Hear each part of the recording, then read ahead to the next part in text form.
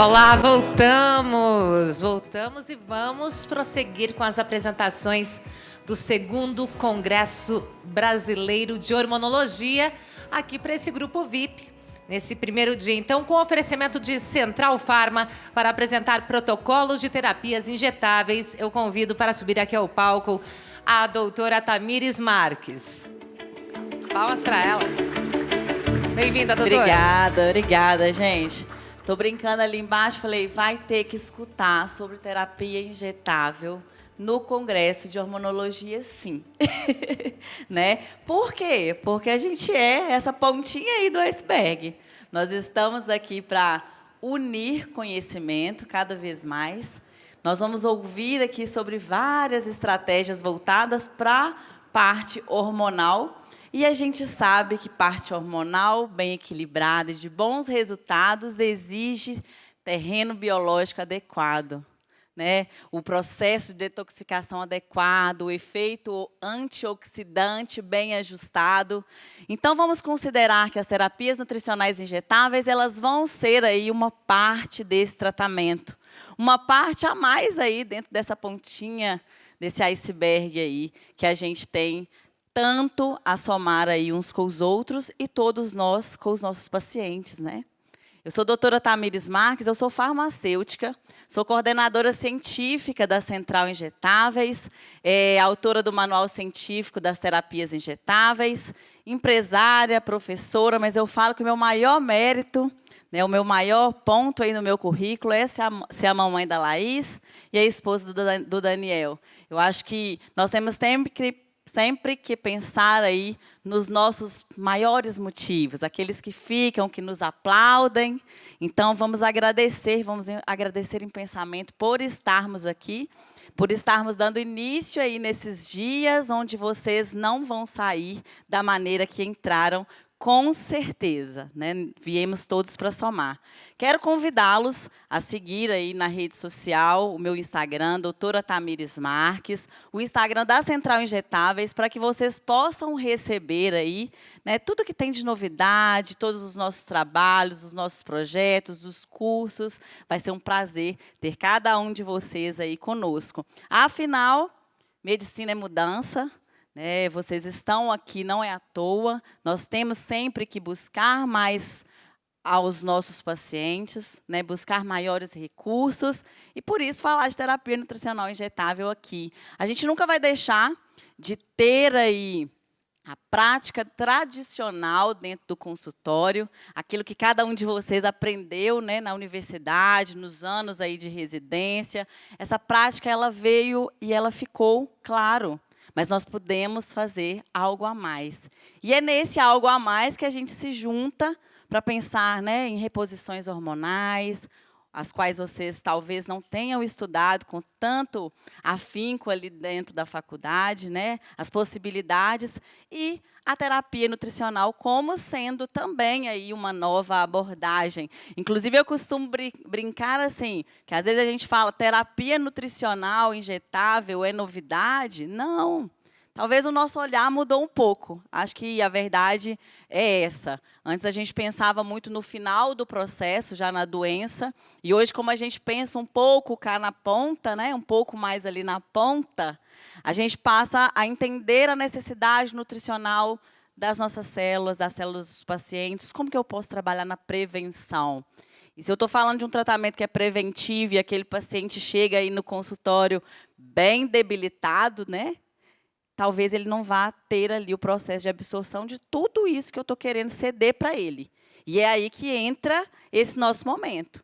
Então, assim, vocês estão aqui nesse evento médico sobre tratamentos hormonais, sobre o que há de melhor para levar para o paciente, não é à toa. E é muito bom fazer parte aí desse pedacinho de mudança através das terapias nutricionais injetáveis. Então, a terapia nutricional injetável, a gente tem que pensar o seguinte: se eu estou falando de injetável, eu estou falando do processo farmacológico. O que é isso? A gente teria uma divisão ali em farmacodinâmica e farmacocinética. A farmacocinética se divide em processo de absorção, distribuição, metabolização e excreção. Então, é como que aquela substância está entrando dentro daquele sistema. Quando a gente está falando da dinâmica, o efeito de chave e fechadura é efeito terapêutico, certo? No injetável, o que muda é a farmacocinética. A substância não passa pelo processo de absorção. Então, a gente fala que ela é 100% biodisponível. É essa entrega que você vai passar a oferecer para o seu paciente. Coenzima Q10 não tem mais só 10% de biodisponibilidade. Então, 100 miligramas de coenzima Q10 passam a ser 100 miligramas de coenzima Q10. Isso acontece tanto na via endovenosa quanto na via intramuscular. Diferença é que, no endovenoso, a entrega é imediata. Com 3 minutos, está tudo ali naquele sistema sendo iniciado o processo de farmacodinâmica. Já vou começar a ter o efeito, essa ligação ali de chave e fechadura. No intramuscular, isso demora, em média, até 30 minutos. E eu não tenho a garantia dos 100%. Isso vai oscilar entre 97% e 100%. Mas, mesmo assim, se eu estou falando, né, da coenzima Q10, por exemplo, que a gente usava até então com 10% de biodisponibilidade, eu estou falando, uau, né, que resultado eu tenho aí a possibilidade de ter. Então, assim, quem é que já faz injetáveis na clínica? Uma turma boa. Quem faz endovenoso? Basicamente todo mundo, perfeito. Então, ó, quem ainda não faz, né? Vamos entender um pouquinho a diferença do endovenoso para o intramuscular, sabe por quê? Eu converso com muitos de vocês aí nos congressos e o que eu escuto? Ah, Tamires, eu ainda estou num consultório, é pequeno, eu não tenho uma sala de soro, e aí eu fico meio assim, se eu vou começar, se eu não vou começar, não tem problema. O espaço que você tem te permite, é um consultório, né? Se você tem ali, o que a gente tem que pensar é que você vai ter que ter um alvará sanitário de procedimentos, é a única coisa que vai mudar.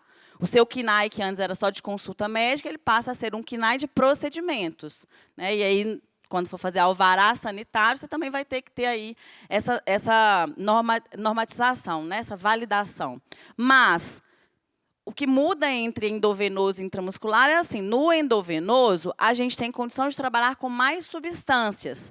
Não é que o efeito dele é melhor do que o intramuscular, o negócio é que a gente trabalha com protocolos mais completos. E aí, muitas vezes, a resposta terapêutica também vai ser superior.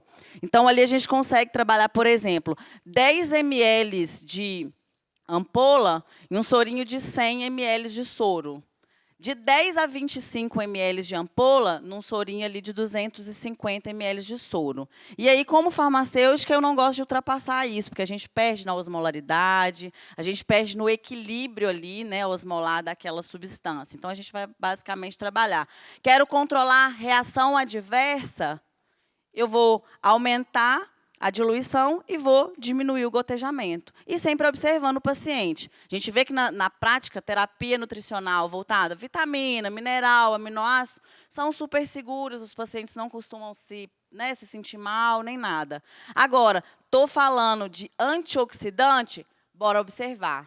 O antioxidante, ele me dá um direcionamento maior de ter que gotejar um pouco mais lento, porque ele está entrando para combater radical livre que estava dormindo ali naquele tecido gorduroso. Né? Quanto mais obeso, maior a possibilidade. A verdade é essa. Paciente mais obeso, mais espécie reativa de oxigênio, e elas adoram gordura. Né? Então, vou usar NADH, alfa-lipóide, glutationa, vitamina C, coenzima Q10, vamos mais lento. Coenzima Q10 não se aplica porque é intramuscular, mas esses outros antioxidantes, a gente começa ali mais lento porque ele é, naquele momento, a bomba dentro do organismo. Ele quer doar elétrons para aqueles radicais livres que estão ali. E aí o paciente sente, talvez, náusea, sente um pouco de dor de cabeça. Tem paciente, quanto mais inflamado, mais a possibilidade de reação adversa. Ele faz vômito, né, e a gente não quer isso. Então, para o endovenoso, essas seriam aí as características. E para o intramuscular? O intramuscular, a maioria das substâncias que são aquosas, elas são feitas tanto pelo endovenoso quanto pelo intramuscular. A gente tem algumas exceções, mas são poucas, tipo o DMSO, que a gente não faz, né, o EDTA, que a gente não faz, o ácido alfa-lipoico, que tem como fazer, mas eu não costumo indicar por causar muita dor no paciente. Mas tem algumas substâncias que só dá pela via intramuscular. Quais são? Os óleos. Né? Então, vitamina D, ADEC, coenzima Q10, Cronic, são exclusivos da via intramuscular por uma característica farmacotécnica. Né? Não dá para fazer, óleo em água não se misturam. Então, dá para fazer basicamente tudo aquilo que a gente faz no endovenoso na via intramuscular. Então, quem não pode ainda fazer endovenoso, a gente começa ali fazendo, né, o intramuscular. E aí a gente tem algumas seguranças, algumas coisas relacionadas à segurança de aplicação. Né? Geralmente, vocês vão ter aí dentro do consultório a agulha 25/07 e a 30/07. Qual que a gente mais vai usar? A 30, porque é intramuscular. Você pega um paciente um pouquinho mais obeso e usa uma 25/07, fica metade da ampola lá dentro do músculo, metade do lado de fora. Extravasamento. Subcutâneo não suporta volume. Aí ele te manda aquela foto do bumbum vermelho. Não é isso? Não é assim, Steberg?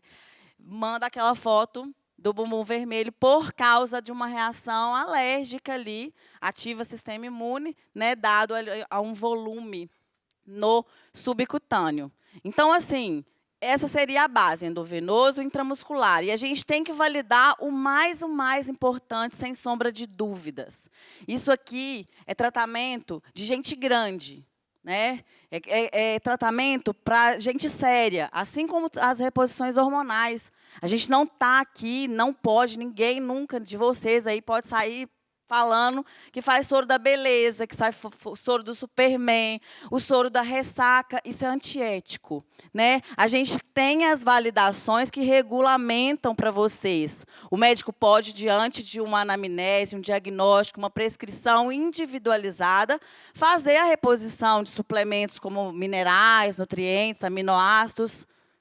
Isso de uma forma individualizada, personalizada e pela via da sua escolha. Tá? A opção pela suplementação, ela é validada pelo Código Código de Ética Médica, né? E do conselho de vocês. Então, é um ato médico a prescrição da terapia nutricional injetável. Estou fazendo isso, está tudo certinho? Nada de que saia aí nas redes sociais, né, nos canais aí, que falem o contrário sobre terapia nutricional injetável, que a gente nem deve chamar de soroterapia.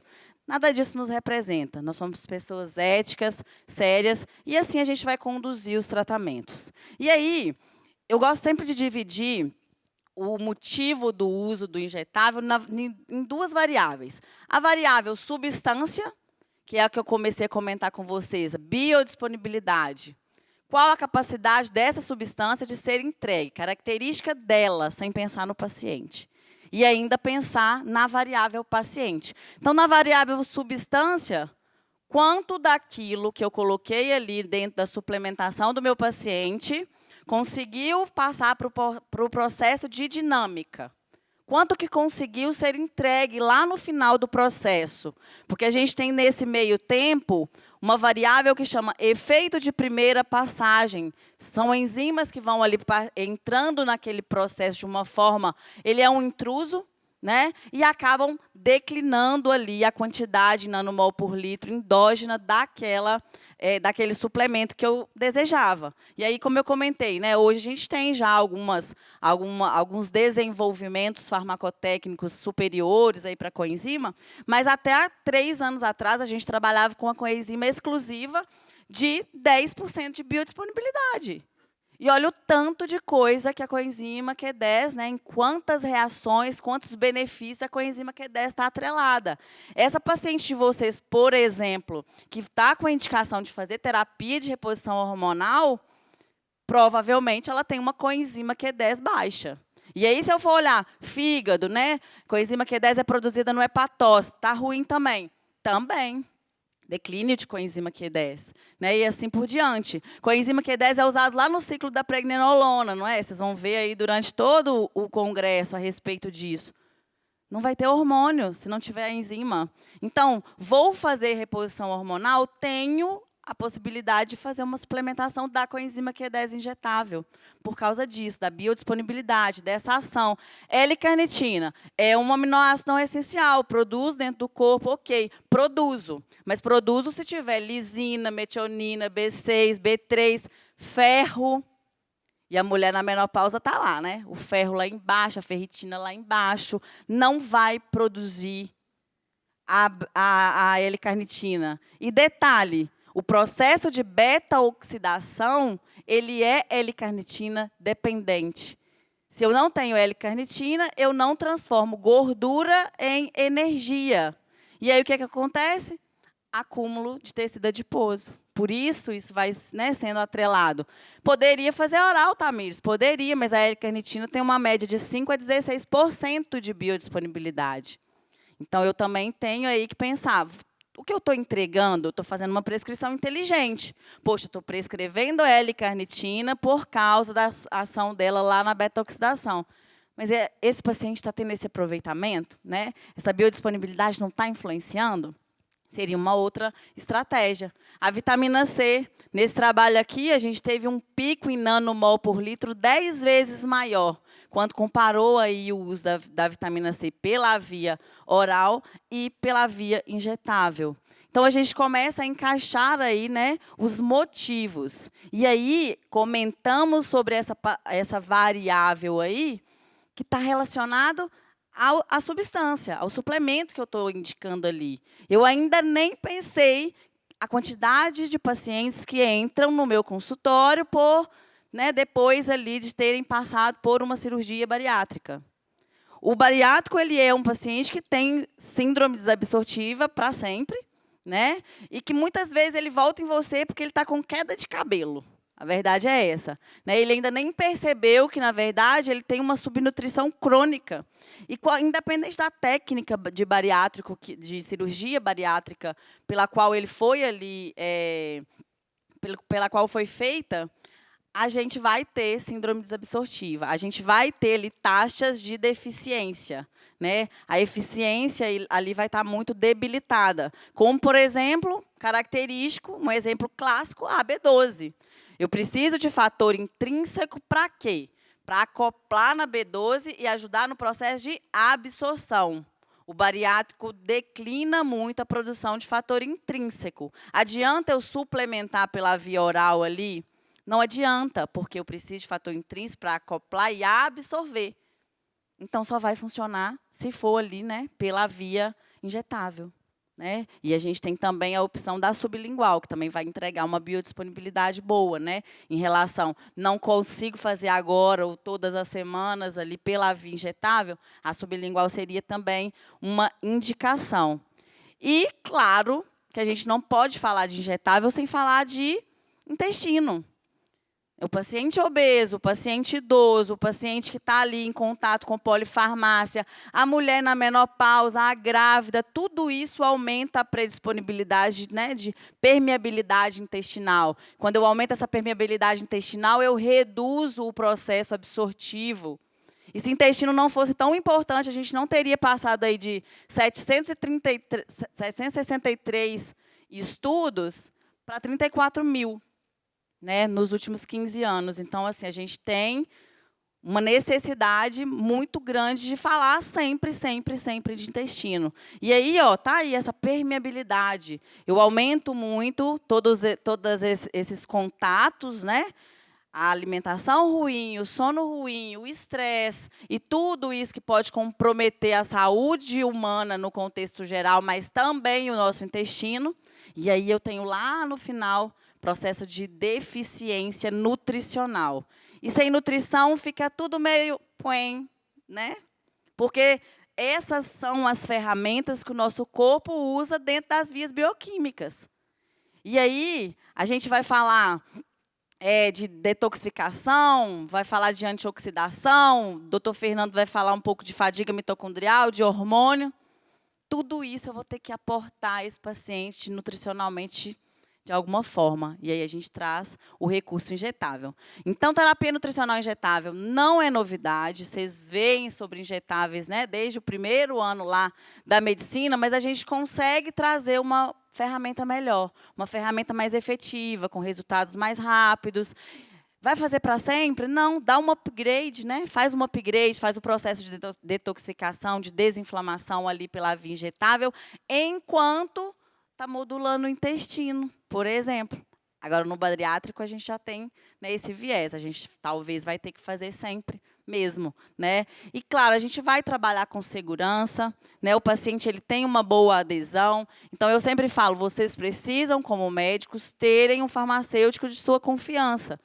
Estou aqui à disposição, né? Considerem como tendo aí uma farmacêutica da confiança de vocês. Para quê? Para a gente trabalhar com segurança. Vamos montar o protocolo, vamos pensar nas indicações, e aí vamos pensar se isso é seguro, como que faz, como que isso se equilibra dentro da bolsa. A gente faz os testes juntos, né? Eu tenho vários amigos aqui, né, que eu já considero amigos, que a gente faz esse trabalho muito bem, já há algum tempo. E é óbvio, se você faz um trabalho bem feito, um trabalho bem equilibrado, com bons resultados, você tem prova social. E prova social não tem nada que, né, quebre. A prova social é você dando resultado para o seu paciente indo lá no esporte dele, falando, poxa, estou lá com o doutor Fernando Muniz e estou tendo ótimos resultados. Ele vai, né, aí indica para o irmão, para a irmã, para o pai, para a mãe. Não indica para a sogra, não é verdade, Fernanda? Para a sogra, ninguém indica terapia injetável, verdade seja dita. Mas, brincadeiras à parte, é isso. E dentro de um trabalho bem feito, de um marketing aí positivo, não tem problema nenhum vocês ganharem dinheiro, tá? O médico tem muita dificuldade de falar de dinheiro, e o que a gente tem que sempre traçar é ética resulta em resultado. Pronto. Não tem problema. Mas a gente está aqui para falar desse paciente que chegou na clínica e que vai fazer que você tenha ali uma indicação da parte hormonal, né? Afinal, é um congresso de hormonologia. E sim, a gente tem a indicação, talvez, desse paciente passar por um processo de detoxificação hepática. Por quê? Muitos desses pacientes, eles vêm para vocês, né, muito obeso, com muita fadiga, sem energia para nada. E a gente tem que pensar que quanto mais obeso, mais gordura, mais acúmulo de toxina. Essas toxinas, elas gostam de tecido, né, onde é gordura. E aí elas ficam ali. Tanto essas toxinas, por causa desses gaps motivacionais aí, quanto também as nossas espécies reativas de oxigênio. Fica tudo ali guardadinho, né? E aí, se eu tenho mais toxina acumulada, eu tenho mais formação de radical livre, saio do processo de estresse oxidativo para o processo de estresse oxidativo. Descompenso, claro, o processo de beta-oxidação, porque a mitocôndria ela foi feita para gerar ATP, mas ela não recebe nada, ela só tem que dar. E o que ela faz? Produz radical livre. Produz espécie reativa de oxigênio. A mitocôndria serve para produzir ATP, mas ela também é o maior formador de espécie reativa de oxigênio. O doutor Fernando vai falar melhor sobre o mitocôndria daqui a pouco. E aí eu fico tendo essa eficácia metabólica ruim. São aqueles pacientes que estão com você já há algum tempo, mas eles têm lá fadiga crônica, muita cefaleia, sono ruim, dermatites. É aquele paciente que não emagrece ou que só ganha peso. Por quê? Muita toxina, baixa beta-oxidação e de estresse oxidativo. Ele está todo desbalanceado, né? É aquele paciente que chega no consultório, você olha e fala assim, nossa, está inflamado, hein, filho? É esse. Esse é o motivo, né? Ele está ali com a parte de antioxidantes desbalanceadas, a gente vai conversar sobre esse tratamento com antioxidantes.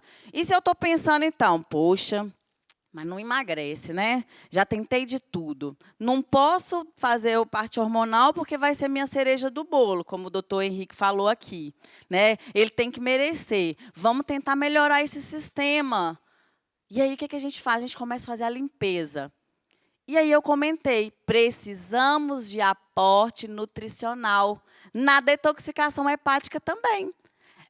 O fígado ele tem que ser capaz de pegar aquela toxina, que é gordura, que é lipossolúvel, passar pelo processo metabólico, e aí ele usa principalmente as enzimas do citocromo P450 e joga ali nas fases de detox hepático, através de vários processos, várias rotas de conjugação. Ele faz isso pegando essa toxina e joga na fase 1, vira um metabólito intermediário, ele pega de novo e joga para a fase 2, vira um metabólito excretável. Esse agora é hidrossolúvel, ele sai pelo xixi, ele sai pelas fezes, ele sai pelo suor.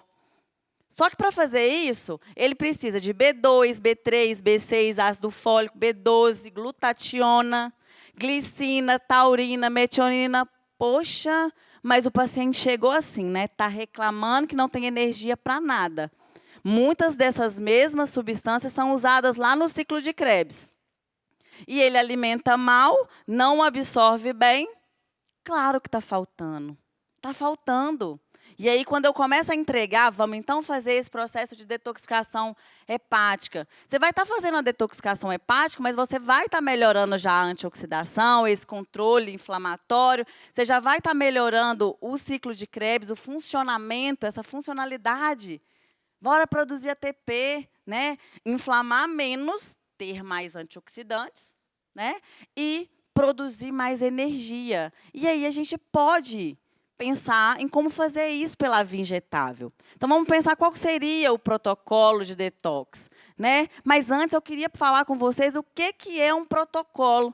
Porque o nome protocolo, ele é um pouco mal entendido às vezes. O protocolo significa o seguinte, a Tamires foi lá, dentro de toda a literatura, fez uma revisão de todo esse processo bioquímico, né, da detoxificação e viu quais são as substâncias mais utilizadas dentro da detoxificação, na via bioquímica. Aí, o que eu fiz? Peguei lá todas essas substâncias, fui para o laboratório e testei. Pela via intramuscular, pela via endovenosa, quais as diluições. Isso é o protocolo. O protocolo não pode ser só simplesmente sempre copiado e colado, porque a gente tem que ver a individualidade, eu tenho que ver se está batendo com o prontuário, com as necessidades, até porque são muitos nutrientes, são muitas vitaminas, e nem sempre você vai precisar fazer todos, né, mas todos eles vão ter ali uma aplicabilidade dentro, né, da terapêutica de detoxificação hepática. Então, por exemplo, na via endovenosa, a gente poderia trabalhar com essa combinação de complexo B, os aminoácidos, o trio metilador, que é o metilfolato, a metilcobalamina e a vitamina B5, a glicina e o NAC, que formam glutationa, né, a metionina taurina em 250 ml de soro. E aí, esse 250 ele foi definido a partir de um estudo dentro do laboratório para a gente ver equimolaridade, osmolaridade, como que isso funciona ali dentro de um tempo, se não vai precipitar, se não vai cristalizar, né? E dá para fazer pela via intramuscular também. O que eu faço? Reduzo um pouco e coloco as substâncias que eu acho que são mais importantes, né? Já que não dá para trabalhar com a mesma quantidade de substâncias, porque cada glúteo só pode receber 5 ml de volume aquoso e ventroglúteo 4 ml de volume aquoso. Então, a gente tem que reduzir um pouquinho. Daria também, né, para fazermos essa modificação aí, né? E aí, o que acontece? A gente viu que dentro de uma metabolização hepática ruim, eu tenho formações de toxinas, né? Eu tenho, na verdade, um acúmulo muito grande. Essa via de detoxificação natural, ela não acontece. E aí, em conjunto, estão ali as mitocôndrias funcionando da forma inadequada, produzindo muito radical livre. Ao mesmo tempo que vários outros motivos também me fazem aumentar a quantidade de radical livre. E aí a gente entra na parte do estresse oxidativo. Quais seriam as substâncias, quais seriam as estratégias para que nós pudéssemos controlar, doar elétrons suficientes e fazer as enzimas antioxidantes funcionarem, trabalharem ali, para que eu não acumule, né, dentro da via metabólica uma quantidade alta de peróxido de hidrogênio e sim o transforme em água. As enzimas antioxidantes, de forma funcional, fazem isso. Elas pegam aquele radical, aquele ânion superóxido, né, aquele O2-, o radical livre, transforma ele ali em peróxido até certo ponto e transforma ele de novo em água. Quando isso desequilibra, de estresse oxidativo. É, de novo, aquele paciente que você olha e fala, está inflamado. Então, a gente consegue fazer, através dos injetáveis, algumas estratégias para que possamos equilibrar isso. Então, nós temos antioxidantes enzimáticos, superóxido dismutase, catalase, glutationa peroxidase, e temos antioxidantes não enzimáticos. Quais são eles? Os que nós podemos suplementar. NADH, glutationa, ácido alfa-lipoico, vitamina C, vitamina E, coenzima Q10. Inclusive, eles se reequilibram entre si. Né? O NADH tem a característica de doar elétrons para o ácido alfa-lipoico. O ácido alfa-lipoico doa para a glutationa e eles vão se reciclando ali entre si. Por isso que muitas vezes a gente opta por usar 2 ao mesmo tempo, mas nunca mais que isso. Por quê? Se o sistema está desequilibrado, todo antioxidante também é pró-oxidante. Se você entra com tudo ali de uma vez, o paciente fala, doutor, estou fadigado, estou pior do que eu estava. Isso pode acontecer. Então, a gente vai tateando. É um paciente que eu estou sentindo, né, tem todos os marcadores bioquímicos, ele está muito inflamado e tal, e ele é diabético. Ácido alfa-lipoico, porque a ácido alfa-lipoico tem uma ação insulino-mimética. Síndrome de ovário policístico, a mesma coisa, ácido alfa-lipoico. Né? A gente começa ali aí tateando o motivo. Antioxidantes todos são, mas todos eles são antioxidantes e mais alguma coisa dentro da via bioquímica. Né? Então, eu sempre vou visualizar ali, vislumbrar o que vai fazer mais sentido. É um paciente que eu preciso de aumentar a dopamina, é um Parkinson, sarcopênico, preciso de aumentar a força física, né? Melhorar a massa muscular, eu tenho que entrar ali na via da tirosina hidroxilase para formar dopamina, NADH, ribosídeo, vitamina B3, inositol, todos têm essa funcionalidade aí do NADH. Né? E aí a gente tem que lembrar o seguinte, eu tenho os 2 vieses de antioxidantes, as 2 possibilidades, só que antioxidante enzimático só funciona mediante bom aporte de antioxidante não enzimático. Se faltar glutationa, se faltar ácido alfa-lipoico, as enzimas elas travam no meio do caminho.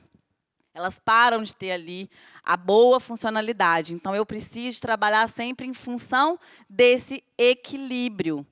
Para isso aqui, que foi o que eu comentei, né? O ânion superóxido está ali circundando, eu preciso reequilibrar, eu preciso de doação de elétrons. A superóxido dismutase vai lá e faz isso, vira peróxido de hidrogênio.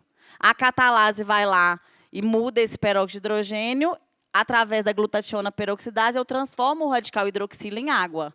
Por isso que o NADH é considerado o pai dos antioxidantes não enzimáticos e a glutationa peroxidase é considerada a mãe dos antioxidantes enzimáticos, porque é ela que transforma aquele radical hidroxila em água. Né? E aí a gente consegue fazer tudo isso pela via injetável. Então, aqui a gente tem a cascata. Por que o NADH é considerado o pai dos antioxidantes? Porque ele está lá em cima, ele tem o maior potencial redox. Não quer dizer que ele vai ser o antioxidante de escolha para todas as substâncias. Né? E a gente poderia, sim, usar via oral. Daria, todas essas substâncias têm compatibilidade. Porém, o ácido alfa-lipoico, 20% a 30% escapa da metabolização hepática. Então, eu tenho uma biodisponibilidade reduzida. A glutationa, a biodisponibilidade é inferior a 10%. A vitamina C, que eu já mostrei para vocês, né, que dá 10 vezes mais aí o pico em nanomol por litro, quando administrada pela via endovenosa. E o que a gente faz? Oferta isso de uma forma livre, biodisponível. E aí a gente começa com o ácido alfa-lipoico. A dose usual aí nos trabalhos, ela é de 600 miligramas, tá?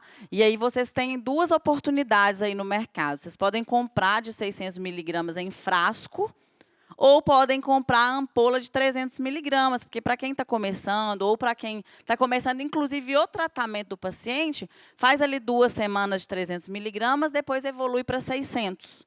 Né? E a questão de custo-benefício, para vocês é melhor comprar 2 ampolas de 300 do que o frasco de 600. O frasco acaba saindo mais caro lá na produção. Então, aqui a gente consegue fazer essa suplementação, 600 miligramas em 250 ml. Ele é sempre isolado, o ácido alfa-lipoico não se mistura, ele é incompatível com oligoelementos, com substâncias muito ácidas, ele cristaliza, gera partículas, né? Então, ele sempre isolado. É insulino mimético. Não tem indicação de nenhum soro ser feito com o paciente em jejum ou pós-prandial de alto índice glicêmico. Mas nele a gente tem que ter um cuidado além, né? Porque senão o paciente pode dar hipoglicemia. Geralmente a gente faz 4 a 5 semanas ali com ele e faz uma nova avaliação. Glutationa também, a dose mais usual é a de 600 miligramas. Né? Existem alguns trabalhos que trazem a glutationa de 1 grama também. A gente usa ela com bastante segurança.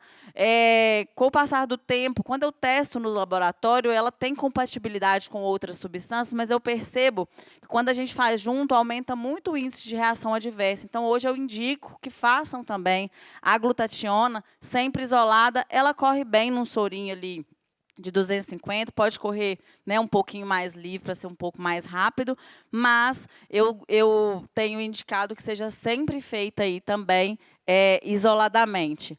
Coenzima Q10 tem a característica de ser lipossolúvel, é a nossa próxima alternativa, a nossa próxima possibilidade de tratamento, e por ser lipossolúvel, ela é um óleo. Né? Então, ela vai ser aplicada sempre pela técnica intramuscular. A gente opta por fazer com a agulha 30 por 0,7 para eu atingir aquele nível ali muscular ideal. De preferência, técnica em Z, né? Ali, técnica em Z em glúteo, porque é aquela que consegue ter ainda mais segurança de entrega, né? As enfermeiras de vocês têm facilidade de fazer essa técnica e ela acaba sendo uma técnica mais segura, tanto para o uso da coenzima, quanto para a da vitamina D, quanto para a do ADEC. Também a gente vai sempre usar. Outra possibilidade terapêutica, o Croniquin. Croniquin, eu tive uma alegria, inclusive, de participar do projeto de desenvolvimento dessa molécula. Ela veio trazida pela Aegis para o Brasil, foi um sucesso extraordinário de resultados pela via oral, e aí a gente, né, resolveu dar um segundo passo para fazer a produção dele pela via injetável, considerando todos os benefícios que a gente poderia trazer através dessa questão da biodisponibilidade. Ele tem 2 biomarcadores, geranil-geraniol e delta-tocotrienol. O geranil-geraniol, ele age na via do mevalonato. Quantos pacientes, né, que vão fazer reposição hormonal com vocês que usam estatinas? Né, uma quantidade ainda muito grande. E a via do mevalonato ela é bloqueada pelas estatinas. Então, esse paciente ele para de produzir coenzima Q10, lá, por exemplo, para ter ação no ciclo da pregnenolona, mais ainda baixo declínio hormonal, né, mais dificuldade. A mesma via que bloqueia o colesterol em macromolécula, então eu tenho também menos possibilidade de esteroidogênese, e a mesma via que vai bloquear o dolicol. Então, a sensibilidade dos glicocálices ali intestinais.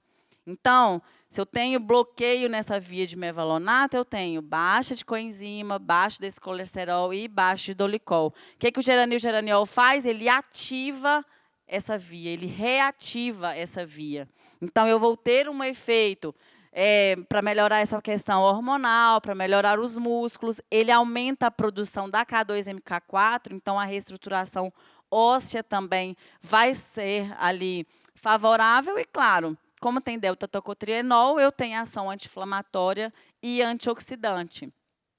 Inicialmente, esse produto era muito indicado, né, para as mulheres fibromialgicas, para todas aquelas nossas dores crônicas, né, claro, provindos aí de todo um efeito inflamatório crônico, mas hoje a gente tem usado bastante nos nossos pacientes sarcopênicos, a gente tem usado em outras estratégias terapêuticas com resultados incríveis. O Cronic, ele é uma nanomolécula, e aí a gente tem nele uma questão de dor um pouco maior. E aí a gente mistura nessa uma ampola de Chronic e 1 ml de lidocaína. Ele tem álcool na fórmula, então aquela aplicação em Z-Trek muito bem realizada, com bastante lentidão, com a agulha adequada, se torna ainda mais importante. Porque se tem retorno ali, esse álcool acaba sendo alergênico, né, para aquela região subcutânea. E, de novo, a gente recebe aquela foto, né, com o glúteo ali, com o bumbum vermelho, que acaba sendo uma reação alérgica, que a gente pode, né, ter depois outras possibilidades de agravamento. Então, sempre a agulha adequada, a aplicação adequada, né, e ele sempre isolado. A gente não mistura Chronic com nenhuma outra substância além da lidocaína. Os tratamentos usuais do Chronic têm sido de 10 semanas. Então, uma caixinha de Chronic para cada paciente. Com 10 semanas, a gente tem percebido respostas melhores. A gente começou indicando 6 semanas, e aí alguns dos nossos parceiros, né, alguns de vocês foram nos dando feedback e falando, não, eu estou fazendo 3 meses de Chronic, com resultados excelentes. Então, a gente padronizou hoje essa indicação aí de 10 ml. E comentamos sobre NADH. Existe a possibilidade de fazermos o NADH injetável. Ele vem em pó liofilizado ali num frasco. Eu faço a reconstituição desse pó com 2 ml de lidocaína e a aplicação intramuscular exclusiva, diluindo ali, incluindo naquela suspensão, naquela solução, 1 ml de lidocaína, porque o NADH também causa dor. Mas hoje eu tenho preferido, optado trazer para vocês nos cursos o ribosídeo, porque o ribosídeo ele é um precursor imediato de NAD. A gente usa 2 ampolas de ribosídeo, inclusive tem custo-benefício até melhor também. E o ribosídeo a gente sente que os pacientes têm menos efeito colateral. Por quê? O NADH não é o pai dos antioxidantes, é o maior potencial redox, então ele acaba sendo a maior entrega de carga também. E aí o paciente que está com muita espécie reativa de oxigênio, que está muito inflamado, ele vomita, ele acaba tendo essa sensibilidade um pouco maior. Com o ribosídeo, ele é precursor, eu vou produzir aquilo que eu preciso produzir, né? Então, 2 ampolas do ribosídeo, uma coisa legal é que ele pode ser usado pela via endovenosa, ele não é intramuscular exclusivo, ele pode ser misturado com outras, né, substâncias, então acaba que ali dentro do manejo diário a gente tem maiores benefícios, né? A NAUT também é uma estratégia para vocês incrível. Hoje, cada vez mais, a gente está ouvindo falar, e dentro dos congressos e dos estudos, né, falar de hormese, né, e é isso que NAUT faz. Então, a NAUT age bem para uma via ali da NRF2, que vai fazer o quê? Vai estimular a produção das enzimas antioxidantes, a produção e o funcionamento. Enzima antioxidante não funciona se eu não tiver, né, os endógenos ali. Mas eu consigo estimular a produção e o funcionamento delas aqui através da NAUT, a N-acetil-L-tirosina. Então, eu faço hormese, eu faço um estímulo negativo para que eu tenha a produção, né, positiva. E aqui também, quando eu tenho pacientes com dificuldades, patologias da tireoide, né, eu também vou ter um benefício bem superior por ser um tipo de tirosina ali. Claro, reposição de vitamina D, né? E aí a gente pode fazer a reposição de vitamina D tanto ali isolado, quanto junto com as demais lipossolúveis, a A, a E, a K2MK7. Aqui apresenta uma sinergia muito boa, né? E aí vocês já conseguem fazer ali a suplementação. É um injetável oleoso, então as características de cuidado são os mesmos cuidados, né? E a gente tem que lembrar que é um óleo que forma depósito e que vai ter uma entrega um pouco mais lenta, né? Não é igual um endovenoso que faz uma entrega de imediata. Então, nos estudos, o que a gente vê? O oral ele acaba dando um pico mais rápido, mas ele cai rapidamente também. No injetável, a gente tem um pico mais lento de resposta de 25-hidroxivitamina D, né, que eu ainda tenho que lembrar isso, e aí ele mantém. Então, muitas vezes, você vai ter que começar fazendo os dois. Faz o oral, né, faz o injetável, e quando atingir o nível que você quer, aí você passa a fazer a periodicidade só do injetável. Eu tenho que lembrar que não tem como ter protocolo de vitamina D, assim como de nada, né, na verdade. Afinal, é medicina. Mas colecalciferol, eu reponho o colecalciferol. Ele precisa ser hidroxilado para 25 hidroxivitamina D, para 1,25 hidroxivitamina D. E isso é paciente dependente. Cada paciente vai ter uma atividade dessas enzimas de acordo com a saúde, com o fisiológico dele. Então, o que é o geral, o que é ideal? Faz ali os primeiros 60 dias, né, seja de reposição oral e injetável ou associado, e depois desses 60 dias faz o novo exame. Não adianta repor vitamina D hoje pela via injetável e dosar com 15 dias. Não vai ter subido. Se você dosar fazendo só o oral, provavelmente vai subir até mais, né? Porque essas enzimas hidroxilases, elas estão muito presentes no trato gastrointestinal. Então, eu vou ter uma ativação superior, né, quando eu faço pela via oral ali, tá? E, claro, tem os antioxidantes, mas essas enzimas precisam de um upgrade, elas ainda precisam de mais, elas precisam de cobre, de zinco, de selênio, precisam de ferro. E aí, vocês têm a opção, né, da carboximaltose férrica de 500 miligramas. A carboximaltose, geralmente, ela tem que ser diluída no mínimo em 250 ml. Eu gosto muito, como tem alguns pacientes que nauseiam, que tem um pouco de mal-estar, porque o ferro entrou todo livre. Agora, ele precisa de ir se organizando ali dentro. Alguns pacientes relatam muito mal-estar, né, durante a reposição do ferro. Aí, como que eu tenho indicado para vocês fazerem nesses pacientes, em primeira instância, com mais segurança? Pega os 500 miligramas, que é a ampola, e divide em 2 bolsas de 250. Faz a primeira, observa o paciente, faz a segunda, né? Ou em 500 ml também daria para a gente fazer ali com uma diluição mais segura. É ferro, é carboximaltose férrica, uma diluição essencial, né, como eu comentei, e um gotejamento mais lento. Vamos sentindo, vamos ver o que está acontecendo ali, né, naquele sistema. Então, assim, essas são, né, algumas aí das estratégias terapêuticas pela via injetável, né, tanto na detoxificação quanto na antioxidação que eu trouxe para vocês. E eu quero convidar para dar a segunda parte aí do nosso momento aqui da Central Injetáveis, o doutor Fernando Muniz. O doutor Fernando Muniz é um grande amigo, um grande parceiro, um expertise aí, né, no segmento médico, que já atua com terapia nutricional injetável há muitos anos, que a gente tem o prestígio aí de tê-lo como speaker da nossa empresa, para dar sequência, né, Fernando? Vamos continuar, né?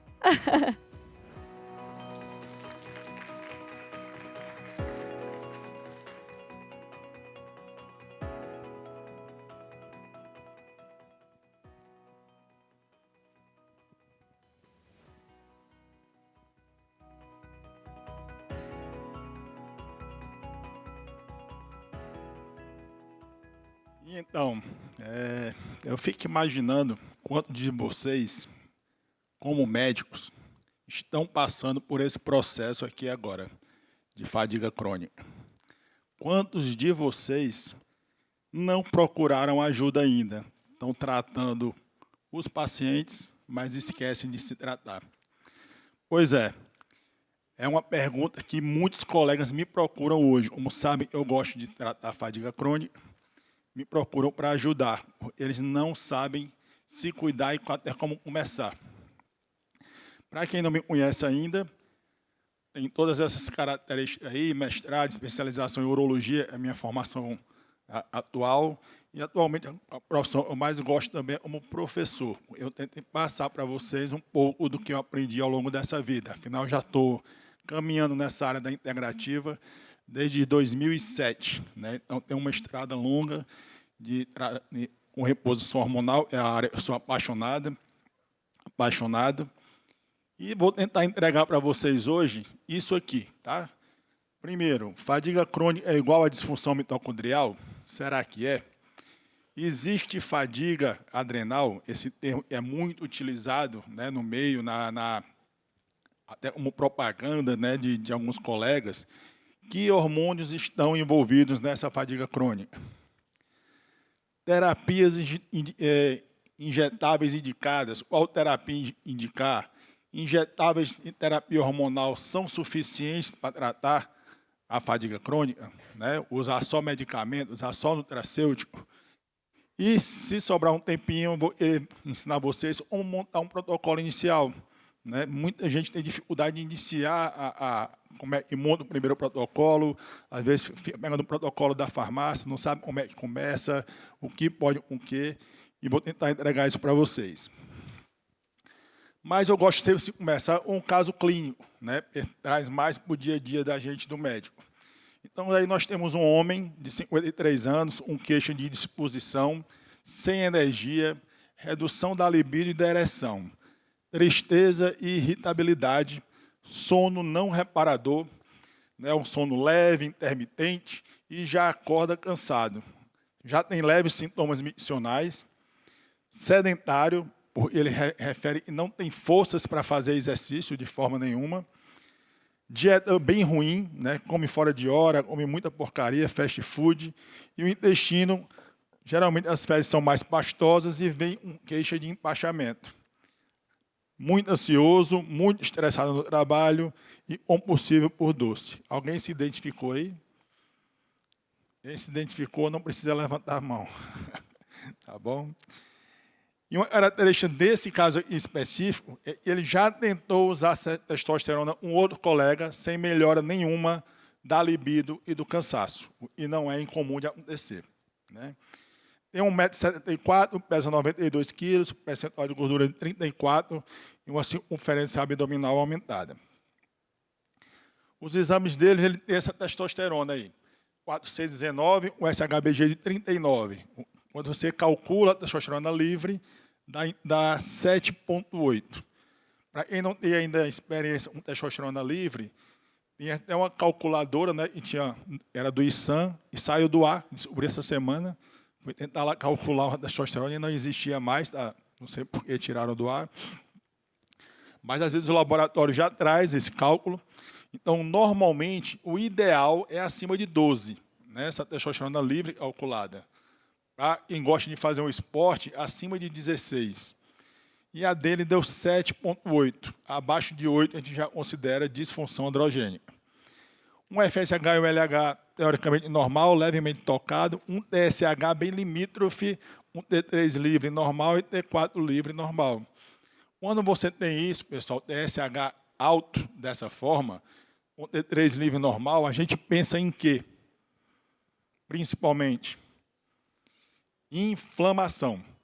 Tá? Ele está inflamado. Então, inflamação estimula a produção de TSH na hipófise. Tá? Um DEA baixo, cortisol também baixo, IGF-1 baixo, PCR alta, insulina alta, e aí todas as taxas altas e todas as vitaminas reduzidas. Isso quer dizer o quê? Provavelmente já tem um processo esteatótico, vocês vão ver, ele tem aí no ultrassom, muito inflamado, né? E uma disbiose ferrada. Tem sintoma clínico de disbiose e tem quadro clínico laboratorial de disbiose. Todas as vitaminas estão baixas. Ultrassom de abdômen com esteatose e uma próstata não tão aumentada, mas mesmo assim ele tem disfunção miccional. E não é incomum no paciente inflamado e principalmente com deficiência de quê? Óxido nítrico. Tá? Sim, precisa de óxido nítrico para relaxar o colo vesical e o paciente urinar adequadamente. Precisa de óxido nítrico e testosterona, principalmente ele não tem, para melhorar a função do detrusor, é o músculo da bexiga. Então, às vezes, os sintomas miccionais nem sempre estão relacionados à próstata, como muita gente pensa. Tá? E uma tomografia coronariana com score de cálcio de 88. Geralmente é um score de cálcio já leve, né? Geralmente acima de 150, 200, não sei se tem algum cardiologista aí na sala, preocupa um pouco mais para a doença coronariana. E a dele era principalmente em DA e CX, né? Descendente anterior e circunflexa. Porque é interessante pedir esse exame nesse paciente tão inflamado, e eu sempre peço. Tá? tenho tido muita positividade em pacientes acima de 40 anos, inflamados, com disfunção androgênica, né, altamente com reatividade de oxigênio, com desbiose. Isso gera, pessoal, inflamação endotelial importante. Então, a chance dele ter doença coronariana é muito maior. Se ele já vem com placa, então, no Doppler de carótida, então aí se deve fazer mesmo. E no homem, está muito relacionado à disfunção erétil. A artéria peniana é muito parecida em calibre com a artéria coronariana. Então, se você já tem cálcio, né, calcificação na artéria coronariana, com certeza você vai ter na peniana. Então, até para tratá-lo, você vai ter que ter um outro viés. O remedinho azulzinho vai fazer efeito, agora é o amarelinho que faz sucesso, né, mas o azulzinho, e às vezes não faz, porque ele já tem obstrução coronariana lá embaixo também. Tá certo? Lembrando que eu gosto muito desse slide, ele mostra principalmente, né, aparece lá? Não, está verdinho. Bom, está muito claro, mas a interação de todos os hormônios e todas as glândulas, tá, com a adenohipófise ou hipófise, e principalmente com o hipotálamo lá em cima. Então, às vezes, doses altas de determinados hormônios, uma dose alta de testosterona, uma dose alta de oxandrolona, que está na moda, né? Então, como a gente fala na minha terra, estão comendo com farinha, oxandrolona na academia. Então, altera muito o eixo, principalmente do TSH, altera eixo do ACTH, tá? Por conta de excesso de hormônio. Você imagina que um corticoide, quando você toma em dose alta, você diminui a produção de testosterona. Então, às vezes, o paciente chega com cortisol zerado, um DEA muito baixo, com ACTH inibido por uso de corticoides, e a testosterona vem baixa também. Vem 110, vem 120, e você, por obrigação, tem que mandar refazer depois de pelo menos 20 a 30 dias. Porque, às vezes, aquela deficiência de testosterona ela está mimetizada, né? Ela está, digamos, ela está disfarçada ali, tá? Então, não se engane e repor um canto, não vai mexer com o outro. E a fadiga está relacionada... Opa, passou. Tá? Quando você tem fadiga crônica, esse eixo hipotálamo hipófise adrenal, o eixo HHA, está totalmente alterado. Então, você já tem diminuição de liberação de CRH e ACTH e também, né, de LH-RH, de produção de FSH-LH, diminuição de nível de cortisol. No sistema nervoso, disfunção cognitiva, anormalidade de substância branca de cinzenta, aumento de neuroinflamação, você aumenta as células da glia. Então, o que é o Alzheimer? O que é uma doença degenerativa demencial? É inflamação, aumento de células da glia, é um cérebro inflamado. Se você tem estresse crônico, a chance de você desenvolver Alzheimer aumenta. E tudo isso mexe com o adrenal, pouca coisa, né? Tá? Quase nada mexe com o adrenal. Desde o alergeno até um desemprego, falta de momento de relaxamento, alimentação, infecção, exercício exagerado, tudo isso pode mexer e causar disfunção adrenal. Quando você tem uma resposta ao estresse, a gente tem que ver que o estresse ele é normal e é saudável para o organismo da gente, né? Como assim? Sim, se eu não tenho uma resposta ao estresse, eu não sobrevivo. Se eu faço uma cirurgia, tem a resposta do estresse à cirurgia. Se eu tenho uma raiva grande, eu passo por um processo de medo grande, o corpo vai liberar cortisol, vai liberar tudo para você responder. Só isso tem que voltar ao normal o mais rápido possível, né? Porque o animal dificilmente ele se estressa. O animal não homem, né? Os outros animais. Ele tem a capacidade de, na mesma hora, fazer cocô, relaxar o esfíncter. E o homem não relaxa. Então, a forma de bloquear qualquer trauma, no caso do homem, é respirar. Respirar fundo, 3, 4 vezes, você consegue interromper aquele estresse agudo. Tá? Mas você não quis fazer isso e permaneceu no estresse. Você entra no destresse. E aí entra numa fase de resistência, depois leva à exaustão, até que você chega na exaustão completa, que é o burnout. E muitos dos médicos hoje passam por burnout. É impressionante como aumenta esse diagnóstico entre os médicos hoje. E como todo médico, né, é metido a super-herói, ele não se trata e se doa para os outros. E acaba prejudicando a família, prejudicando ele próprio. E eu estou falando em causa própria. Eu passei por isso. Tive burnout com 36 anos como urologista e só operava câncer e cálculo, né? Meus alunos já sabem dessa história. Mas por que isso acontece, Fernando? Imagine quando você está respondendo ao estresse, você entra em processo de quê? De defesa. Você produz células de defesa e você diminui o processo anabólico. Você está ali só para se defender. Você não tem tempo para estar anabolizando nada. Quando você está só em processo de defesa, o que acontece com o corpo? Ele entra em processo de inflamação. Ele entra em processo de catabolismo, porque você não tem tempo de regenerar nada. Por isso, o cérebro ele entra em processo de degradação neuronal, ele aumenta a célula da glia, a musculatura, você sofre sarcopenia, o coração começa a trabalhar com mais dificuldade e as mitocôndrias a adoecer, porque você não tem tempo de regeneração. E, óbvio, tudo isso, a base de tudo isso é a insuficiência mitocondrial. Isso aqui é onde a gente pode trabalhar muito com as terapias injetáveis. Lembrando um pouco do ácido cítrico, né? E a gente vai lá, a glicose transforma em 38 ATPs. A gente passa por um processo até chegar na produção de acetil-CoA.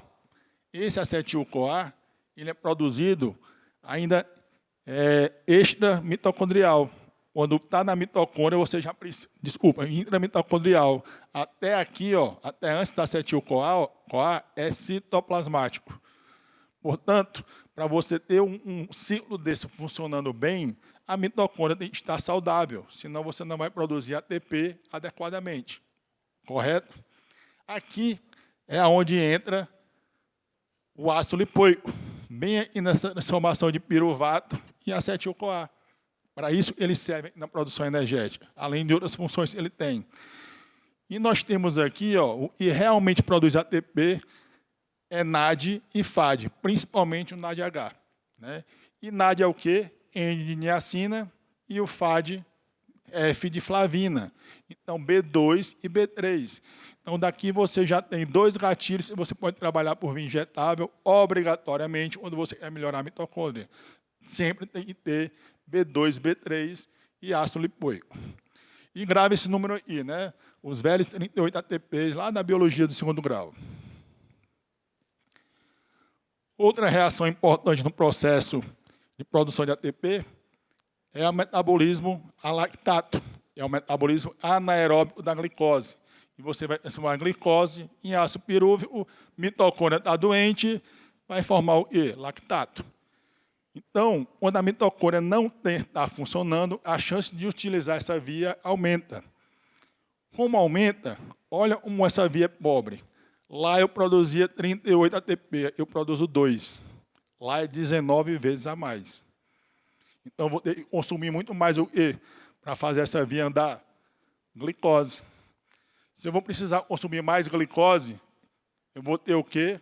Compulsão por doce. Então, fadiga mitocondrial leva a compulsão por doce. Aí vai você lá desavisado e mete o Ozempic. Né? Mete o Monjaro. Esse é caro, esse é bom.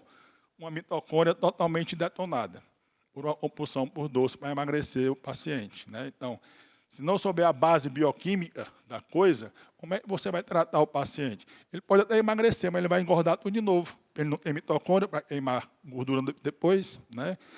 E vai emagrecer adoecido. Outra coisa, esse paciente com fadiga, a fadiga mitocondrial geralmente tem insuficiência mitocondrial. Se ele produz mais ácido lático, e a mitocôndria não funciona, ele vai ter o quê? Dor muscular. Né? Então, o paciente que vive com dor muscular. A paciente com fibromialgia é o quê, pessoal? Pode ter certeza que a base é mitocondrial. Fibromialgia é igual a disfunção mitocondrial. Ah, mas ela é depressiva. Claro, não tem mitocôndria no cérebro funcionando. Né? Ela não emagrece. Claro, não tem mitocôndria para queimar gordura. Então, a gente tem que levar tudo isso em consideração antes de pensar no macro, pensar lá no micro. Tá?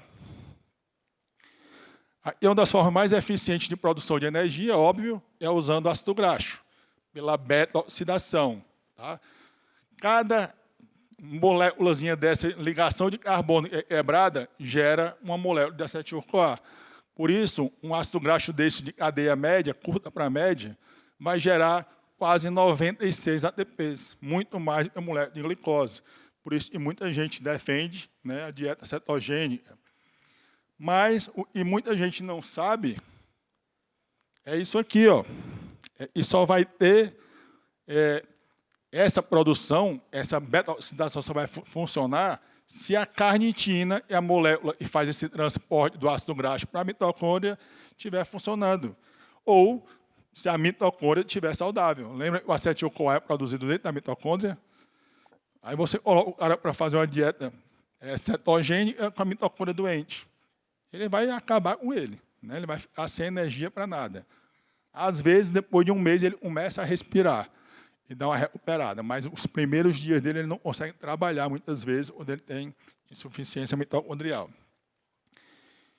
E aqui é interessante, ó, são alguns ácidos orgânicos que acabam sendo produzidos quando a carnitina não funciona. Tá? Então, se ela não funciona, vamos pegar esse ácido graxo e transformar em outras moléculas aqui no peroxissomos ou lá com as bactérias no intestino, transformar em etilmalonato. Por isso, esses marcadores eles servem como marcador de disfunção da carnitina. E eles são dosados no exame de urina normal pela manhã. Tá? Se vocês quiserem saber se a carnitina funciona, pede para dosar essas substâncias. Duas aqui são produzidas, as primeiras pelo lisossomos e o metilmalonato pelas bactérias intestinais. Opa! E aqui é um resumão de todo esse ciclo. Tá? Nós temos aqui em cima, pena que está verde e o laser não dá para ver, mas a gente tem aqui o acetil-CoA, bem aqui, daí para baixo mitocôndria. Agora, olha os cofatores que precisam para transformar carboidrato, proteína e gordura em acetil-CoA. A carnitina, obviamente, eu já falei. Vitaminas do complexo B, olha aqui, ó, lipoato, ácido lipoico. Então, precisa de ácido lipoico para poder você fazer esse ciclo aqui rodar, transformar em acetil-CoA. E aqui embaixo, né, tudo funcionando bem, você vai ter a produção de coenzima Q10 para ajudar na produção de ATP. Precisa ainda de magnésio, de ferro. Sem ferro não existe produção de energia. Ele atua nessa transformação. Então, tudo isso precisa de vários cofatores que você pode oferecer pela via injetável. Posso fornecer pela via oral? Lógico que eu posso. Mas se o cara, um cidadão desse está com fezes pastosa, empachado, com a desbiose ferrenha, ele vai absorver tudo isso? Né? Então, a gente tem que pesar ou fazer associações para melhorar a vida dele. Aqui só mostrando que alguns aminoácidos também servem de cofatores para a produção de energia. Os principais, leucina e tirosina, e viram facilmente acetil-CoA. Tá? E essas moléculas, elas entregam, né, o grupamento, o esqueleto, eles perdem o radical amino e o esqueleto eles doam para a produção de energia. Tá? Então, quem faz isso? Transaminases, né? Tiramina, transaminação. Então, TGO e TGP. Cuidado com TGO e TGP aumentada em quem consome muita proteína. Por quê? Porque você está fornecendo muito aminoácido para o organismo e se ele tem fadiga mitocondrial ou não consegue metabolizar aquilo tudo, o que ele vai fazer? Vai tentar transaminar mais e TGO e TGP sobe. E não tem relação com nenhum medicamento que você está fazendo. Às vezes você pensa, é testosterona que eu estou fazendo, é algum suplemento, e não é. Às vezes pode perguntar, ele está consumindo mais proteína do que o que deve. E, óbvio, desbiose está muito relacionado com fadiga. Tá? Esse marcador também interessante da urina é o D-lactato. Né? O normal nosso, saudável, é o L-lactato. Quando você tem D-lactato em excesso, essa desbiose está muito maior, então não se recomenda fazer reposição de lactobacilos. tá? No máximo, repor um bifidobacteriums. E você pode perder resultado, tá? E piorar a desbiose. E só um artigo comprovando sobre essa cibo e o efeito dela no organismo da gente. E vitaminas estão muito relacionadas também com disfunção mitocondrial, né? Sódio e potássio, obviamente, cálcio para contração, magnésio, e serve para tudo e mais um pouco, né? Principalmente para mitocôndria, para energia cerebral é fundamental. O fósforo, o ferro, esse aqui é um gatilho e hoje muita gente passa despercebido e não repõe o ferro. E, obviamente, o complexo B, como eu já falei, ele participa de toda a cascata do ácido cítrico, da produção do ácido cítrico. E o ferro, quando você vai ver, tá? Muita gente se esquece de checar hipoferritinemia ou considera normal aquela ferritina do laboratório, né? Ferritina de 30 para o laboratório, não sei o que vocês usam, mas na minha região o normal é 5. Né? De 5 a 250 é normal para eles. Aí você imagina uma pessoa com ferritina de 5. Né? Quando o normal para a tireoide funcionar é de no mínimo 100. Né? E o ideal, no máximo 200. A partir daí já pode ter processo inflamatório associado. Então, fazer esse diagnóstico de hipoferritinemia é fundamental. Até porque ele é o principal carreador de O2. Né? Ele que vai lá no pulmão, se coapta o oxigênio e transporta o oxigênio para o corpo todo. Se você não tem ferro, você não oxigena tecido, cérebro, músculo, nada disso é formado. Tá? Participa na conjunção muscular de hemácias, né? Hemoglobina e mioglobina, e é um fator importante da disfunção tiroidiana. Eu já vi queda de T3 livre e aumento de TSH importante só por redução de ferro, só por hipoferritinemia. Então, se você tem hipoferritinemia e um TSH alterado, tem de suplementar o ferro primeiro. Normalmente, isso já normaliza a função tiroidiana do seu paciente.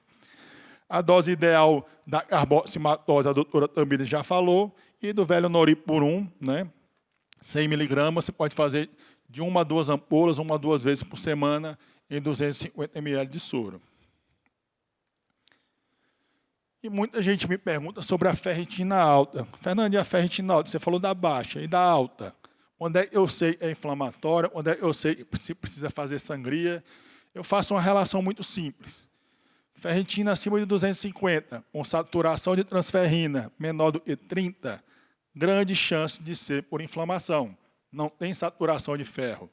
Se tem uma saturação de ferro acima de 40, aí você já pode ter uma propensão maior a ter um acúmulo de ferro no organismo. Tá? Então, mas eu estou com 700 e estou com saturação de 40. Pode ter inflamação junto. Então, sempre desinflame antes o paciente e sempre vai trazer benefício antes de pensar em fazer sangria. Geralmente, sangria, recomenda geralmente acima de 750, 2 a 3 sessões de 300 a 500 ml, quando precisa. Tá? Só que tem gente que, às vezes, faz sangria em paciente com deficiência de ferro. Aí acaba de vez com o paciente. E o nosso amigo cortisol, né? Essa aqui é para vocês decorarem até o final da aula, todo o trajeto, tá? É pouca coisa.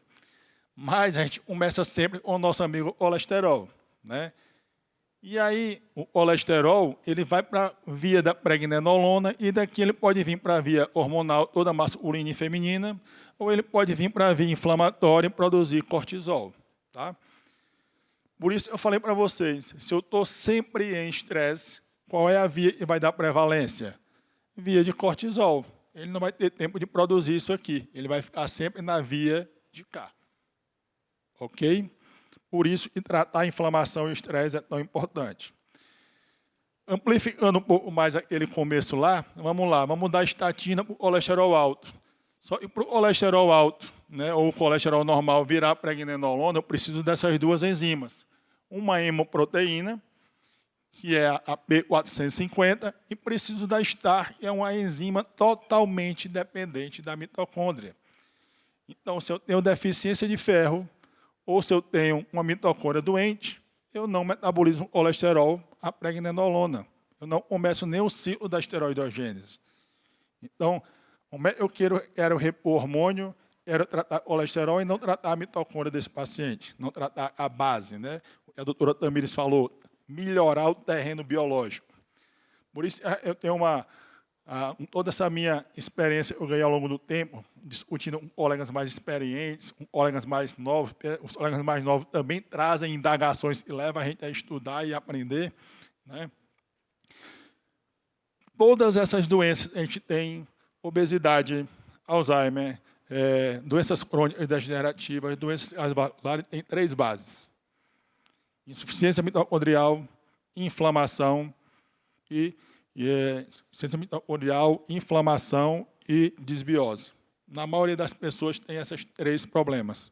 Tá? Insuficiência mitocondrial, quem vai falar que não é a causa do diabetes? Você está lá com a mitocôndria doente, glicose entrando na célula, o tempo todo, insulina gerando glicose. Não tem para metabolizar, a glicose dentro da célula vai ficar assim, ó, empapuçada. Uma hora ela vai cair para a corrente sanguínea. Aí, ficou diabético. Já está diabético há não sei quanto tempo, né? Porque já tem essa disfunção. Então, se você trata um estresse oxidativo, você trata uma desbiose, inflamação e disfunção mitocondrial, você resolve 90% a 99% dos problemas básicos de qualquer doença. Tá? E aqui, mostrando, quando você tem essa cascata que você leva para o cortisol, ainda tem mais um problema. Ele pode ser inativado a cortisona. Então, vou tomar um cortisolzinho aqui para melhorar meu cansaço. Eu sou deficiente de cortisol. Né? Só que aí você está inflamado, você está com disfunção mitocondrial e ainda está com resistência à insulina e obeso. Olha isso aqui, ó. Transforma cortisol em inativa. Aí você começa só a inchar, não tem a resposta energética que possui, porque você resolveu o seu cansaço com o cortisol. É um ótimo remédio, mas quando mal indicado, só vai trazer efeito colateral e não vai trazer benefício clínico para o tratamento da fadiga crônica. Tá? Outra coisa, eu não coloquei aqui a outra banda do slide, mas trazendo para cá de volta, se você observar aqui, o que mais causa aromatização de testosterona, principalmente em homem, né, ou então produção de estrona, é resistência à insulina, obesidade, hiperinsulinemia.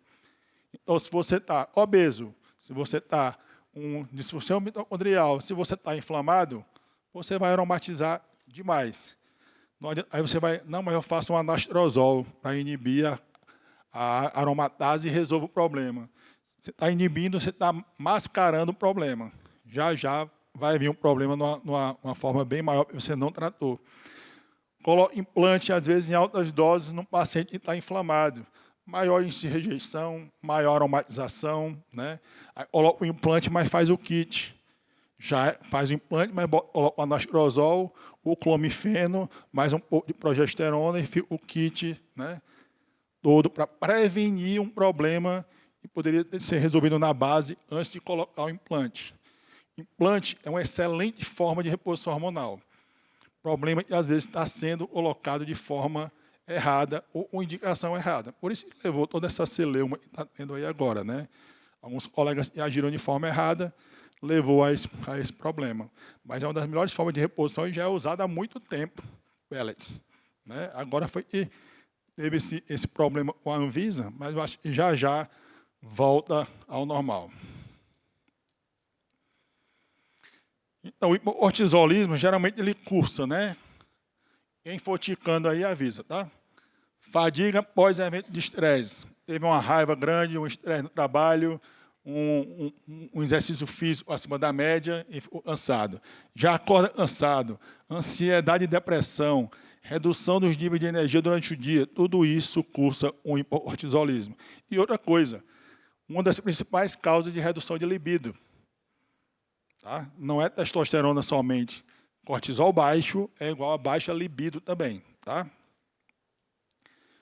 Além do que, reduz produção de acetil-CoA, lá na mitocôndria, reduz transformação de T4 em T3, aumento de noradrenalina e redução de dopamina e serotonina e redução resposta imunológica intestinal. Então, o burnout, a fadiga crônica, leva a tudo isso. Tá? Ops. E outros hormônios podem estar associados à fadiga também. Os hormônios sexuais, cortisol, DEA, os tireoidianos e a vitamina D também estão relacionados com fadiga. A recomendação sempre é meditação. É o remédio mais barato que tem para a fadiga. Quando você medita, né, isso é comprovado, seja 10 minutos, 3 vezes ao dia, o último estudo que eu vi mostrou, você reduz muito o estímulo de amígdala. Quando você reduz o estímulo de amígdala, você diminui o estímulo noradrenérgico e perpetuação do estresse. Obviamente, autoconhecimento, né? Evitar exercícios muito metabólicos na fase inicial. Você não tem mitocôndria, é correr um Ironman. Né? Não tem mitocôndria, é fazer ciclismo de alta intensidade, é fazer um crossfit. Você pode piorar a sua disfunção mitocondrial. Então, a atividade recomendada é beach tênis e hidroginástica. Estou brincando. Não, é musculação, tá, pessoal? Musculação é o mais indicado. Para quem não muito gosta de musculação, algum exercício de resistência. Um pilates, o mais efetivo é a musculação. Óbvio, sono e alimentação adequada, não tem como você tratar fadiga no paciente que não dorme, não tem como você resolver isso. E estimulantes e álcool só piora. Eles têm aquele efeito de mascarar inicialmente, mas a tendência é piorar. Por isso, estou tomando cafeína para ir treinar. Né? Se você está precisando tomar cafeína todo dia para treinar, vá olhar a sua mitocôndria. Ela não está bem. Tá? E a cafeína vai piorando isso. Cada vez você vai aumentar mais a dose. Gera uma dependência. Né? E o melhor tratamento é mindfulness. Né? É uma terapia que hoje você pode fazer mindfulness cozinhando, plantando, né? Fazendo, até olhando as nuvens. Desde que você se concentre nisso. Você vivencie aquilo. Você não fique cozinhando e olhando o celular. Né? Cozinhando, até você fazendo uma caminhada, prestando atenção na sua caminhada. Tudo isso é mindfulness. Tá? Ou meditar na forma tradicional. Eu gosto muito desse slide, porque toda a parte de estresse, de fadiga, do que você imaginar, né, piora muito, a gente só vive agora nessa onda gama. Tá? A maioria de nós, essa de baixo. É a onda, o maior número de hertz, varia de 32 a 100 hertz. E quando eu estou nessa onda gama cerebral, quando eu estou ela percepção exacerbada, a presença o tempo todo ligada ali para fazer aquilo, e a cognição agitada demais. Quando eu estou desse jeito, ou em pleno estresse, ou vendo rede social. Né, no celular direto. Você está ativando direto essa zona gama. Aí você tem as ondas betas e ainda está alerta, está engajado, acordado em atividade, mas você pode ser muito manipulado, principalmente pelos mecanismos de comunicação. E a principal zona de aprendizado, e onde o cérebro realmente começa a relaxar e a recuperar nessas três aqui. A zona alfa é a zona de relaxamento, a gente chama de pré-sono. É a melhor hora para você ter aprendizado, colocar um fone lá para aprender alguma coisa, quiser falar coisas boas para si mesmo, para si, né, e auto-hipnotizando com coisas boas também, suas capacidades que você quer desenvolver, desenvolver projetos. É nessa hora que você tem que induzir o seu corpo a pensar durante a madrugada para trazer a resposta de manhã. E aí já é a parte profunda, né, onde você, numa meditação profunda, é a onda utilizada pelos hipnólogos para fazer os tratamentos. Tá? E aqui já é a onda total de sono profundo, já é o sono REM. É onde você tem os processos de cura e de restauração do corpo. Por isso que diz, quem não tem sono profundo não restaura o corpo. Já ouviram falar disso, né? Então, meditação ajuda você a estar mais tempo nessas duas ondas aqui, ó, alfa e teta. Então, se você medita, você tem tempo para restaurar e melhorar seu cérebro e sair do cansaço. E lembrar que a percepção do estresse, a realidade é gerada para você, né? E vai entrar pela visão, por todos os sistemas nossos. Tá? Isso vai gerar, vai passar por alguns filtros que nós temos e a gente ganhou durante toda a vida. Né? De distorção, de omissão, do que você quiser. Então, a minha percepção sobre uma resposta é diferente da sua para o mesmo estímulo. Como assim, Fernando? Eu fui andar de barco uma vez, A viagem foi maravilhosa, consegui pescar um peixe que eu queria pescar, voltei morto de feliz. A minha esposa foi na mesma viagem, né? Lá ela vomitou, passou mal, né? Ela deu comida para o peixe, eu pesquei, né? Ela vomitou na água, eu pesquei o peixe. Tá?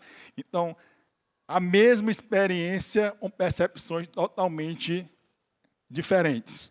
Então, dependendo do que você sofreu na sua infância, e você foi estimulado ou não pelo seu pai, pela sua mãe, por traumas que você passou, você vai ter percepções.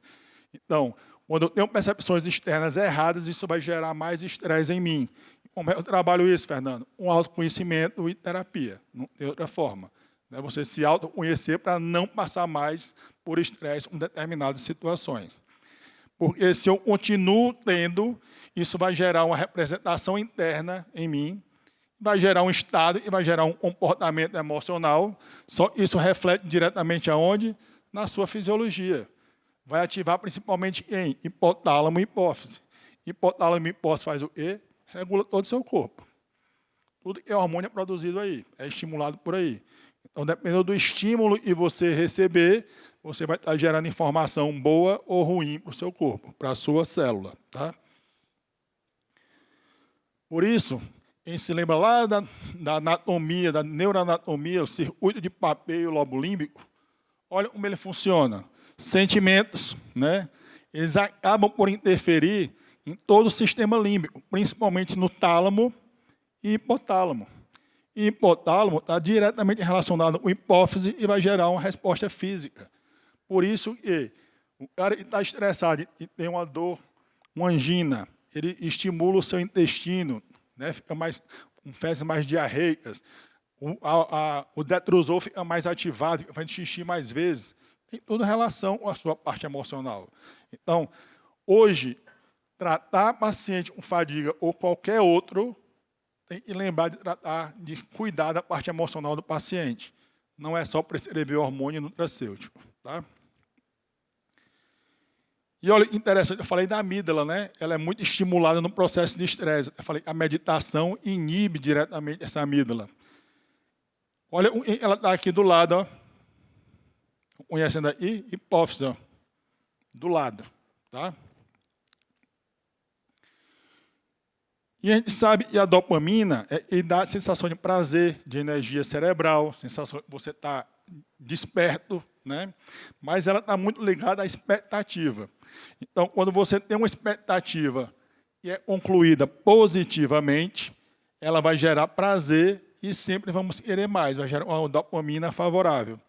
Agora, se eu tenho uma frustração, que é muito comum nos jovens hoje, e tem tudo facilmente ali na internet, né?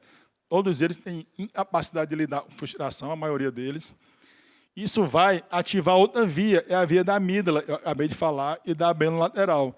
E essas vias inibem o dopamina. E dopamina está ligada com o que no homem? Desejo sexual, como na mulher também. Tá? Então, se você não trabalhar a parte emocional, às vezes ele não melhora com o seu tratamento hormonal.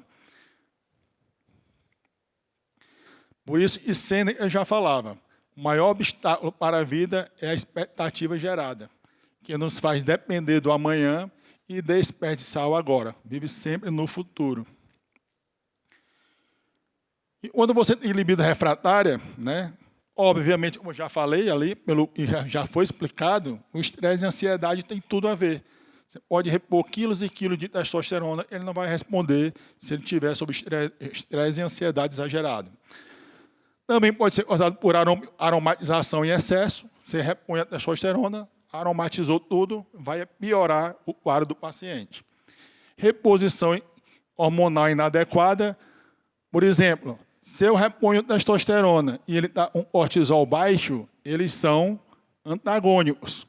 Então, reponho testosterona, ele já está fadigado, ele vai piorar mais ainda, o cortisol dele vai cair mais ainda. Tá? Então, piora o quadro tanto de cansaço como de libido. E, obviamente, resistência de receptor, causada por uma série de fatores. Né? A mais comum hoje é por metais pesados ou excesso de esteroides anabolizantes, e também gera resistência de receptor. Lembrando que os níveis fisiológicos de testosterona adequados, né, é os do quartil superior, ali depois de 600, próximo dos 800.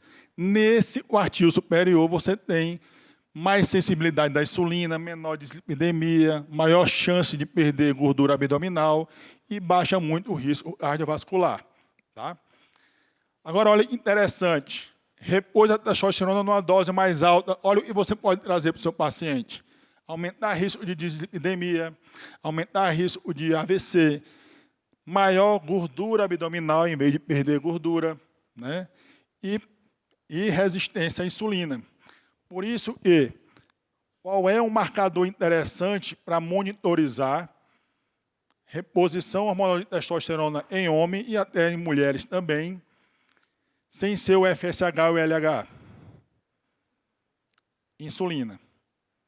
Se você começou a repor hormônio e começou a gerar resistência à insulina do seu paciente, a dose que você está usando está elevada. Então, muito cuidado com o excesso de testosterona nos seus pacientes. E aquele paciente lá do começo eu tratei dessa forma. Fiz essas fórmulas orais, tá? Fiz o Croni, o indol 3-carbinol, a quercetina, pensando no processo de aromatização dele. Entrei com o Glisamb, né, que é um inibidor de CGLT2, ou a linagliptina, muito bom para causar diurese de açúcar e reduzir a insulina. Rhodiola rosa e mucuna, tá? Como adaptadores da adrenal, para melhorar a função de cortisol. Magnésio, as vitaminas que ele estava precisando, tá? E ainda fiz ômega 3, testosterona em gel, ele não queria nada de invasivo, não queria nem injetável e nem implante naquele momento. Eu até concordei, porque como ele estava muito inflamado, eu prefiro começar com gel e em doses mais baixas. E o velho Tadalafil de 5 mg para dar uma alegria para o rapaz, né, até ele conseguir chegar no voo cruzeiro dele. E aí, depois de 4 meses, ele voltou assim, né? Melhora da disposição, do humor, dormindo melhor, ainda um leve cansaço matinal, a gente sabe que quem tem fadiga crônica demora, às vezes, a ter resposta completa. Melhorou o intestino, já estava fazendo musculação em 2 dias de natação, tá? Ainda com muito estresse no trabalho, mas ele disse que com a meditação e com a terapia, ele fez eu gosto mais, e a comportamental, tá? Focal comportamental, porque tem uma resposta melhor, né? Ele respondeu melhor, estava meditando, e melhorou um pouco a compulsão por doce, reduziu o peso, e as taxas hormonais, todas elas deram uma melhorada também. Tá certo? Aqui algumas sugestões que eu fiz para vocês de soro antifadiga, tá? E vocês podem copiar. Quem quiser essa aula, pessoal, no final vai ter um linkzinho lá para o meu Instagram. É só mandar o direct, só escrever assim, injetáveis, e aí eu mando a aula para vocês, tá bom? Injetáveis e um contato de e-mail, né, para poder mandar as aulas, quem quiser a aula, tá bom? Bom, aqui, ó, eu usei o ATP Booster, e já tem o PQQ, tá? E tem o ATP já dentro da fórmula. O Biocolin, eu gosto bastante, porque ele já vem vitaminas do complexo B, já vem magnésio, já vem B9, já vem silício, tudo nele, num complexo só. Tá? Não precisa estar repondo mais ampolas, né? O cognitivo, isso é fantástico para a parte cognitiva cerebral. Ele já vem com a acilcarnitina, né? Ácido pantotênico e o alfa-GPC, né? E ajuda muito nesse processo. E sempre o meu amigo ácido lipoico, tá? E nesse paciente, às vezes eu avalio a COQ10, sempre eu faço, e avalio o uso de Croni também, principalmente se estiver muito inflamado, muito oxidado, com fadiga mitocondrial. Para a fadiga central, como eu já falei do cognitivo, o trio metilador, né? Eu preciso sempre de B3, B6, B9, B12, zinco e magnésio para você fazer serotonina e dopamina. Sem esses ativos você não faz, né? O FE é feniletilamina, excelente um doador de formação de dopamina. Zinco e magnésio, B6. O SAMI, para metilação. E o ribosídeo, a doutora Tamires falou, é um dos maiores indutores de produção de NADH. Ainda, Intramuscular, podemos fazer o quê? O pulo cognitivo, 2 ml, ou um ATP Boost, você já pega tanta fadiga corporal uma central, mas sempre com anestésico. Porque como a gente tem a cilcarnitina, ela é muito ácida, e sempre ela vai arder bastante. E no outro bumbum eu faço a coenzima Q10, tá? E posso alternar esse primeiro soro, né, com esse outro, um ribosio de fé. Tá certo? Uma semana eu faço um, uma semana eu faço o outro. E mantenho a coenzima Q10 todas as semanas. Para a via oral, eu recomendo fazer sempre a rhodiola rosa com a mucuna, pensando em dopamina. Relora e ashwagandha modula muito o eixo da adrenalina e também do cortisol. E coenzima Q10 para complementar e o PQQ para melhorar a função mitocondrial. Ok? Aí eu queria só convidar vocês depois a visitar o nosso Instagram do @MunizAcademy, conhecer os nossos cursos de injetáveis, já ministra, já está na 11ª turma, e agora opção online, você pode assistir de qualquer local que você quiser. Tá? Então, conheça esses nossos cursos, tem tido grande expectativa em cima deles, e agora com esse novo projeto é o Fellowship, somente para 15, no máximo 20 alunos, numa clínica bem respeitada aqui de São Paulo, e dá todo o conforto, onde você tem uma imersão comigo e com a doutora Tamires, né, para saber como montar seu protocolo para a sua clínica. A gente pega na mão, faz uma revisão de tudo, de todos os assuntos, e as técnicas injetáveis intramusculares, para ensinar, discute sobre marketing, sobre gestão, então é uma coisa bem realmente direcionada para o aluno que estiver lá. Eu queria deixar essa mensagem final,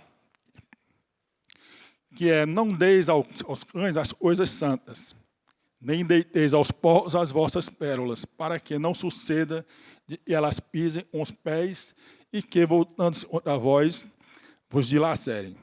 Mateus, capítulo 7, versículo 6. Por que eu botei isso aqui? Porque eu e a doutora Tamires entregamos para vocês várias pérolas, né, de como usar, de como fazer a coisa com ética e com segurança. E tenho certeza que você não fazer como, infelizmente, muitos colegas fazem, né? Pisar e jogar na lama as terapias injetáveis, fazendo sorinho da beleza, soro do azul, soro do não sei para quê, né? E isso o CRM é contra e eu sou totalmente contra. É uma terapia como qualquer outra, não existe especialidade em terapia injetável. A terapia injetável é um armamento a mais de qualquer especialidade, sendo usada com segurança, com indicação com base científica e, principalmente, com base bioquímica, você sabendo usar, é o melhor dos mundos, tá?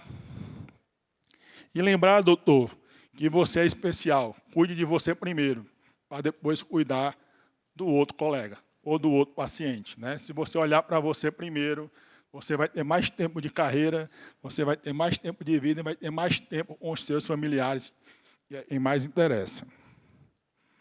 Agradeço, tá aqui o Instagram, quem quiser aí, tá, pedir a aula depois. Não sei se tem tempo para perguntas, mas fico aqui à disposição de todos vocês. Obrigada, doutor Muniz.